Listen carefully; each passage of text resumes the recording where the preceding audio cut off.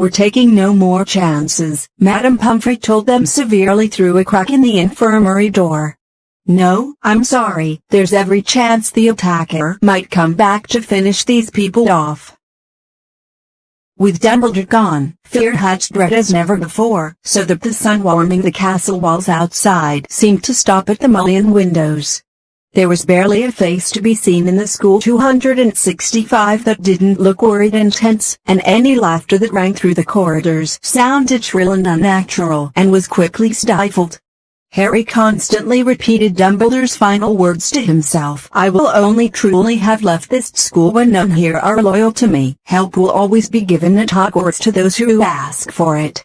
But what good were these words? Who exactly were they supposed to ask for help, when everyone was just as confused and scared as they were?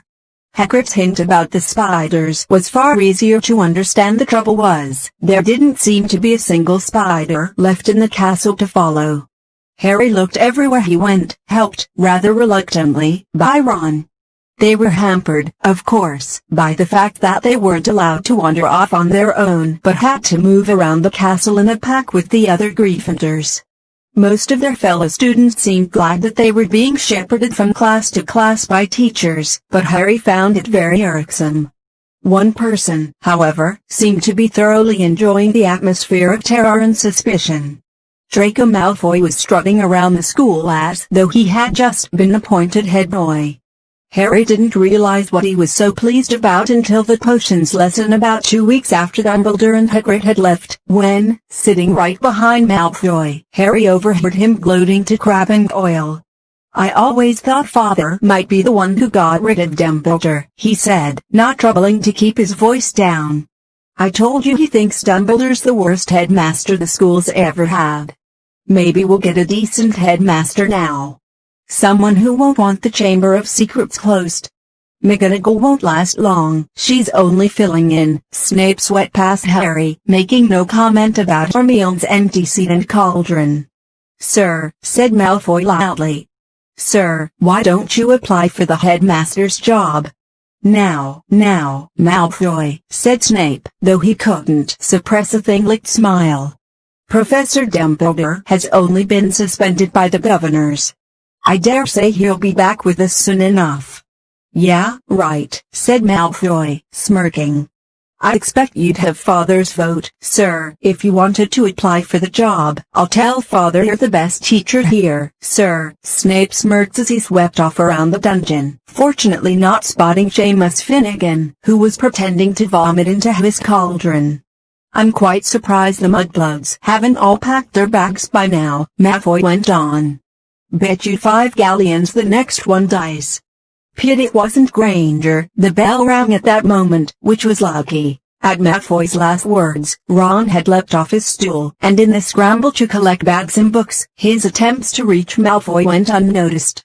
Let me at him, Ron growled as Harry and Dean hung onto his arms. I don't care, I don't need my wand, I'm going to kill him with my bare hands. Hurry up, I've got to take you all to herbology, barked Snape over the class's heads, and off they marched, with Harry, Ron, and Dean bringing up the rear, Ron still trying to get loose.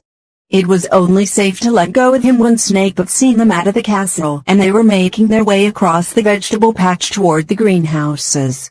The herbology class was very subdued. There were now 2 missing from their number, Justin and Hermione. Professor Sprout set them all to work pruning the Abyssinian shrivelfigs. Harry went to tip an armful of withered stalks onto the compost heap and found himself face to face with Ernie Macmillan.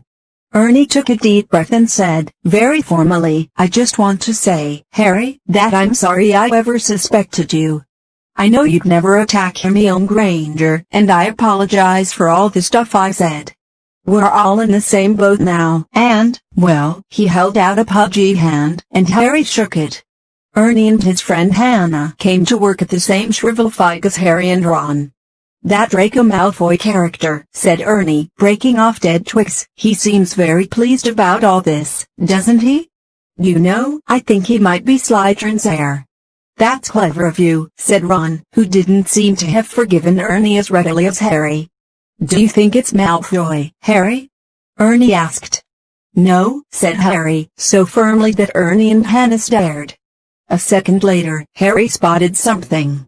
Several large spiders were scuttling over the ground on the other side of the glass, moving in an unnaturally straight line as though taking the shortest route to a prearranged meeting. Harry hit Ron over the hand with his pruning shears. Ouch! What are? Harry pointed out the spiders, following their progress with his eyes screwed up against the sun. Oh, yeah, said Ron, trying, and failing, to look pleased. But we can't follow them now. Ernie and Hannah were listening curiously. Harry's eyes narrowed as he focused on the spiders. If they pursued their fixed course, there could be no doubt about where they would end up. Looks like they're heading for the Forbidden Forest. And Ron looked even unhappier about that. At the end of the lesson, Professor Sprout escorted the class to their defense against the dark arts lesson. Harry and Ron lagged behind the others so they could talk out of earshot. We'll have to use the invisibility cloak again, Harry told Ron. We can take Fam with us. He's used to going into the forest with Hagrid. He might be some help. Right, said Ron, who was twirling his wand nervously in his fingers. Aren't there supposed to be werewolves in the forest? He added as they took their usual places at the back of Lockhart's classroom. Preferring not to answer the question, Harry said, there are good things in there, too. The centaurs are all right, and the unicorns. Ron had never been into the Forbidden Forest before. Harry had entered it only once and had hoped never to do so again. Lockhart bounded into the room and the class stared at him. Every other teacher in the place was looking grimmer than usual, but Lockhart appeared nothing short of buoyant. 269 come now, he cried, beaming around him. What all these long faces? People swapped exasperated looks, but nobody answered. Don't you people realize, said Lockhart, speaking slowly, as though they were all a bit dim, the danger has passed. The culprit has been taken away, says who? Said Dean Thomas loudly. My dear young man, the Minister of Magic wouldn't have taken Hagrid if he hadn't been 100% sure that he was guilty, said Lockhart, in the tone of someone explaining that 1 and 1 made 2. Oh, yes he would, said Ron, even more loudly than Dean. I flatter myself I know a touch more about Hagrid's arrest than you do, Mr. Weasley, said Lockhart in a self-satisfied tone. Ron started to say that he didn't think so, somehow, but stopped in mid-sentence when Harry kicked him hard under the desk. We weren't there, remember? Harry muttered. But Lockhart's disgusting chirrings, his hints that he had always thought Hagrid was no good, his confidence that the whole business was now at an end, irritated Harry so much that he yearned to throw gabbing with gills right in Lockhart's stupid face. Instead he contented himself with scrawling a note to Ron. Let's do it tonight. Ron read the message, swallowed hard, and looked sideways at the empty seat usually filled by Hermione. The sight seemed to stiffen his resolve, and he nodded. The Gryffindor common room was always very crowded these days, because from 6 o'clock onward the Gryffindors had no 270 where else to go. They also had plenty to talk about, with the result that the common room often didn't empty until past midnight.